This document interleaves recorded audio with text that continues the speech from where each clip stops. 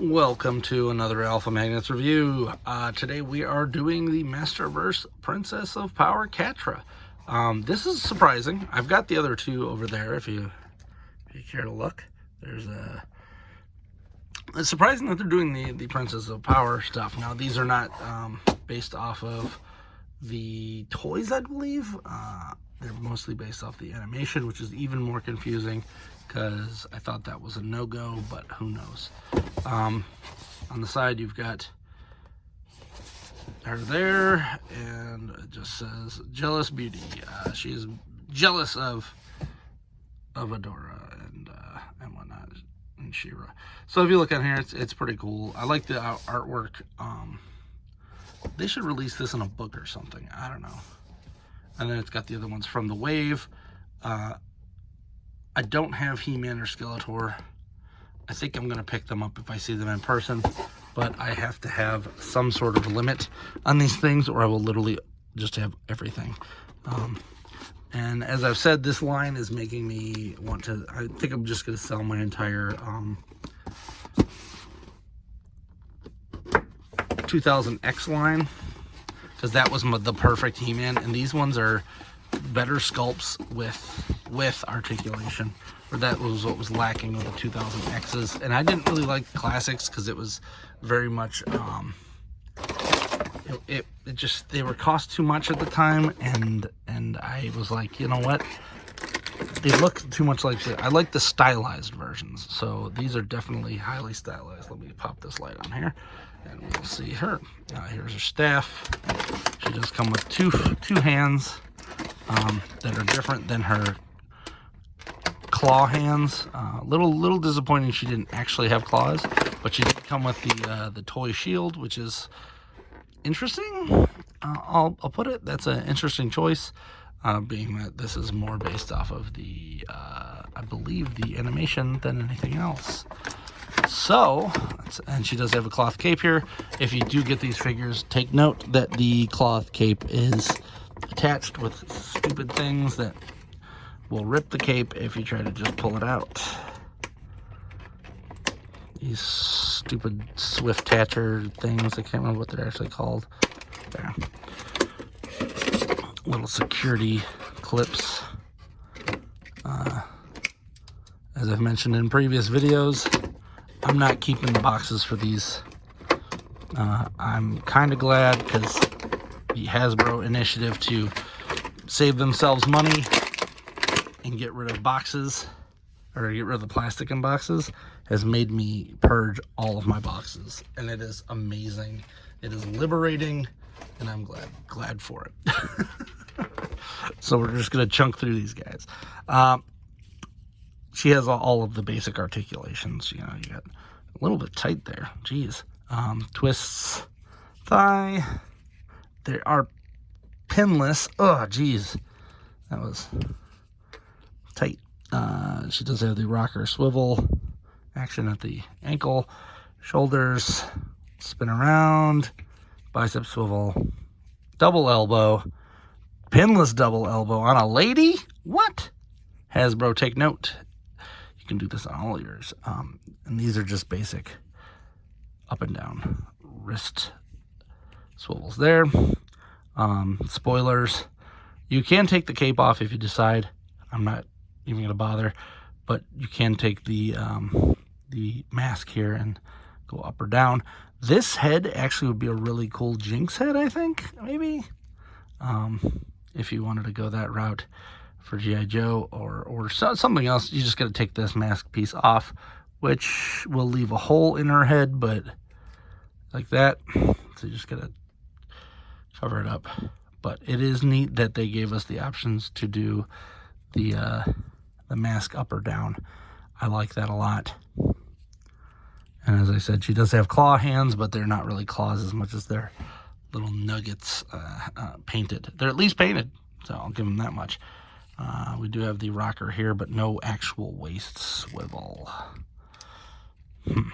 Interesting. So Catra's pretty cool. I'm just glad to have her in the group. We're going to pop this off, put her... Get on there. Man, these are For some reason, the ladies are even harder to get their stuff on than the guy there. There. Got her staff, which I guess it should go down here, if that makes sense. Or wand. I don't know what you want to call this thing.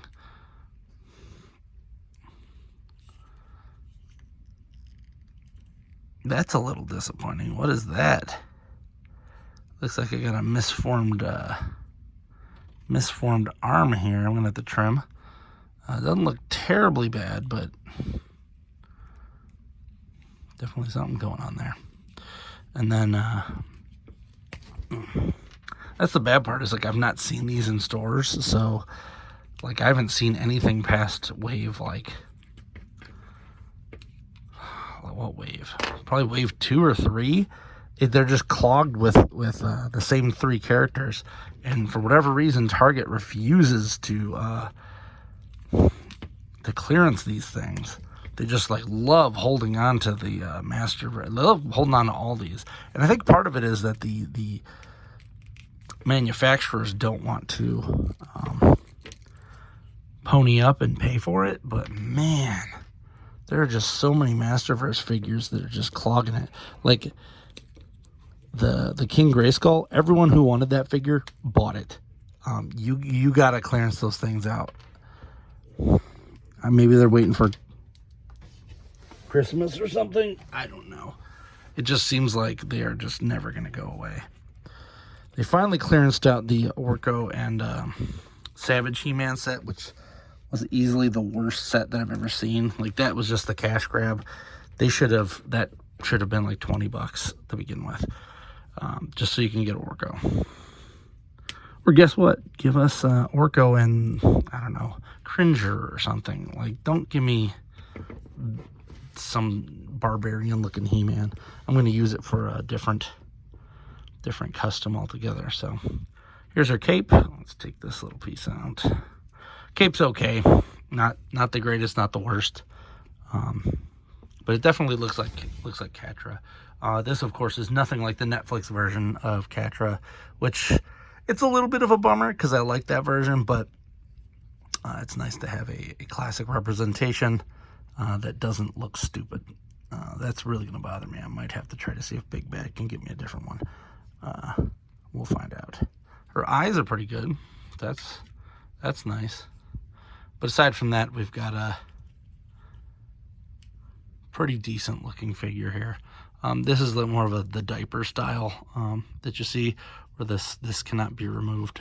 And her boots, she does have a boot cut, so that's good. I forgot about that.